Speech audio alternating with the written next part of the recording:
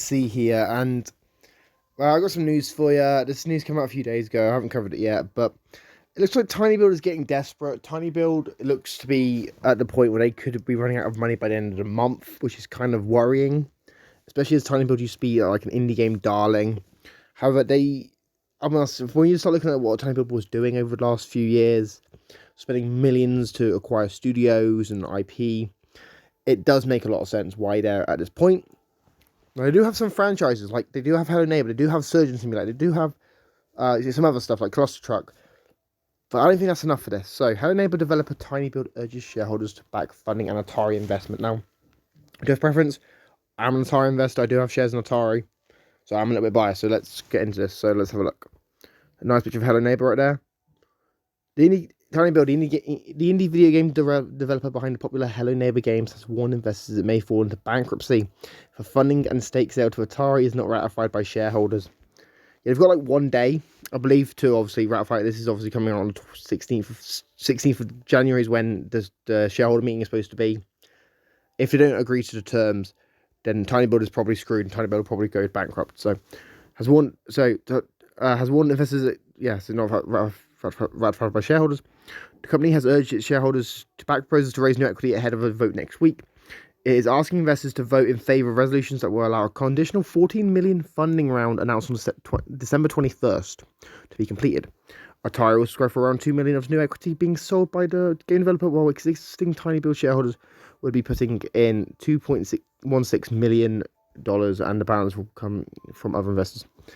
Yeah, I will say with this, just for those wondering how big a stake that is for Atari, that's 7.5%. So that's nearly a tenth of the company. And it's just kind of crazy that we got to the point where Atari it could be saving TinyBuild from bankruptcy. That's just kind of mad. Today, TinyBuild cautioned that if the equity raise is not approved by shareholders, it would have to seek emergency financing. And whilst Chief Executive Alex, not pronouncing his last name, I don't want to butcher it, has indicated he is willing to support the company, no terms have been agreed. If all resolutions are not passed at the special meeting, the fundraise will not take place, and the proceeds of the fundraise will not be received by the company, TinyBuild said in a statement.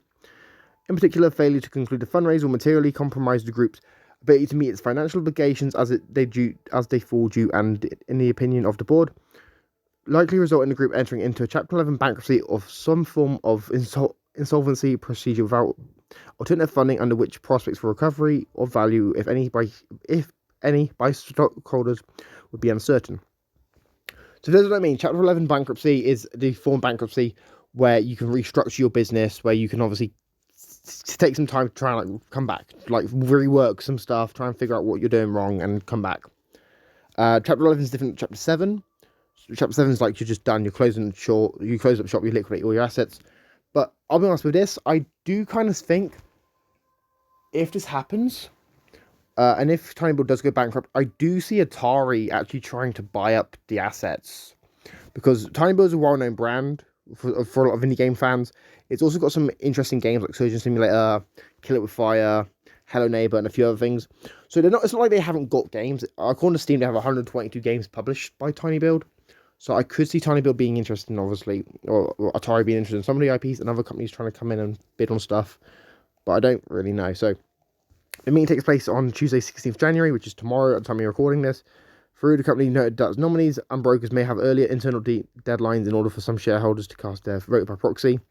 The company meanwhile noted that a shareholder, Swedbank, had on 11th January notified the company that it had reduced its holding to below the 5% threshold on 11th of October 2023 and to below the 3% threshold on the 13th of October 2023. So even one of their bigger investors has actually announced that they are selling. They have actually sold quite a big part of their stake, so that's kind of crazy. Anyway, guys, in my opinion on this, I do see TinyBuild going bankrupt. I don't know how long they can hold on. I don't know if this funding round will go through, because it might just be easier to just liquidate the assets at this point.